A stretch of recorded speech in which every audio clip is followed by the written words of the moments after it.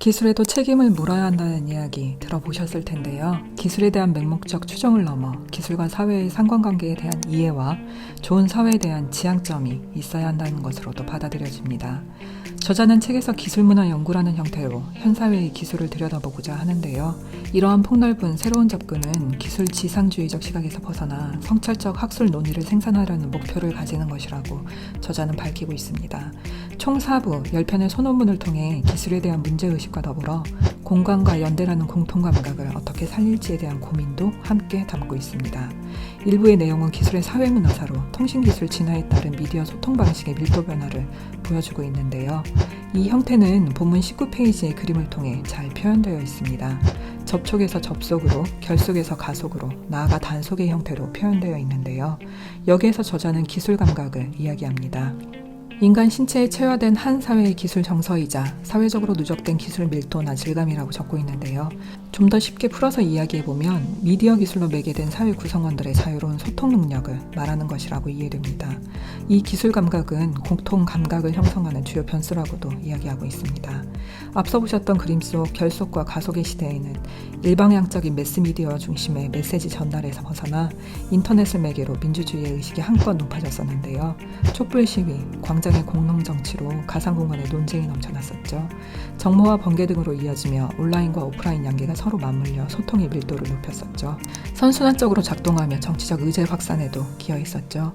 결속과 가속은 사회적 감각을 높이는 시기로 온 오프라인 공통 감각의 고양기를 상징한다고 다름을 해서 저자는 밝히고 있습니다. 2부에서는 모바일로 매개된 청년들의 노동문화를 이야기하고 있습니다. 비정규직과 알바 청년들이 실제 인터뷰를 싣고 있는데요. 모바일 테크놀로지에 의지한 일상 권력을 들여다볼 수 있습니다. 더불어 서울과 일본 도쿄 청년들의 삶을 비교하며 굴절과 왜곡으로 기능하는 미디어 기술에 대해서도 이야기하고 있는데요. 기계 예속이라는 부정적 문제를 온라인 대화방의 예로 설명하고 있습니다. 현실의 사회관계를 옮겨놓은 온라인 대화방은 문자, 인증샷 등의 지시사항에 시간과 공간을 넘어 빠른 응답과 움직임을 요구하죠. 근무 시간의 통제를 용이하게 하기 위한 미디어 수단으로 작동한다고 저자는 말하고 있습니다.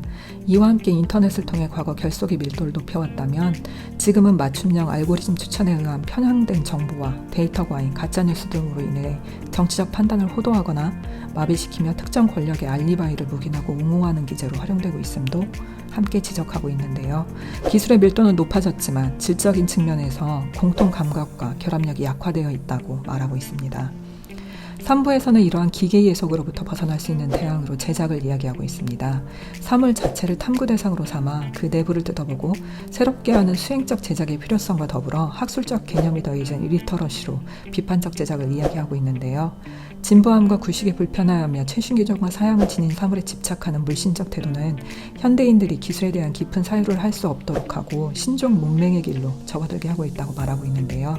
그래서 이러한 문맹으로부터 사물과 인간, 인간과 인간이 호혜와 공생의 관계를 새롭게 맞는 수행의 과정이 필요하다고 이야기하고 있습니다. 질베르 심엉동의 주장과도 닿아 있는 부분이기도 한데요. 심엉동은 기계들도 생명체와 마찬가지인 비결정성으로 인해 내외적 조건들과의 관계 속에서 형태를 조절하고 구체화한다고 이야기하는데요. 이 구체화 과정을 겪을 수밖에 없다는 사실이 이미 인간의 개입을 전제로 하고 있기 때문에 결코 타자인 인간을 배제할 수 없다는 점도 이야기하고 있습니다. 단순하지만 쉬운 예로 알파고와의 격돌에서 이세 돌입해야자 세상이 시끄러웠었죠. 그러나 인간이 전원을 차단하면 인공지능은 작동을 멈춥니다. 그리고 활용할 수 있는 데이터와 이를 구조화하는 알고리즘을 설계해주지 않았다면 알파고는 스스로 탄생과 발전을 할 수 있었을까요?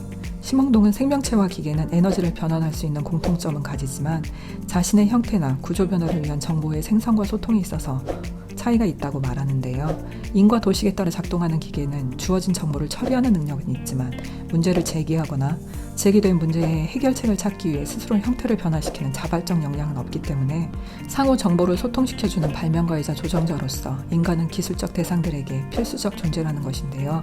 한 문장으로 정리해보면 작동할 수 있도록 알고리즘을 설계하는 것은 기계가 아닌 인간이다 라는 것으로 정리가 될 수 있을 것 같습니다.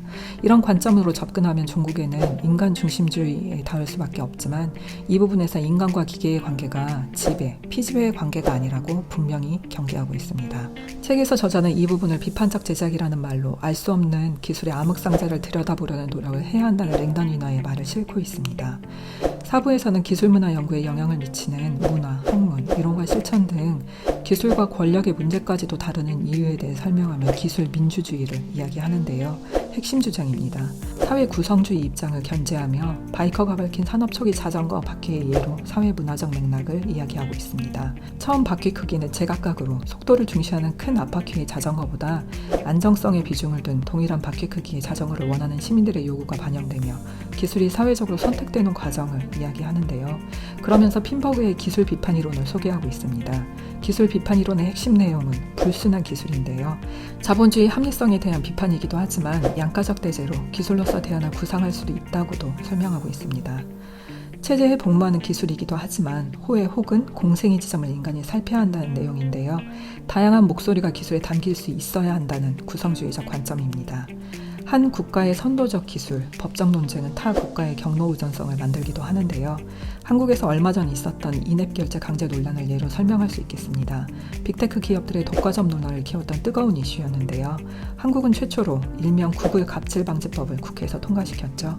한국의 결정이 향후 타 국가들에게도 큰 영향을 미칠 것으로 예상된다며 세계적 주목을 받기도 한 일인데요.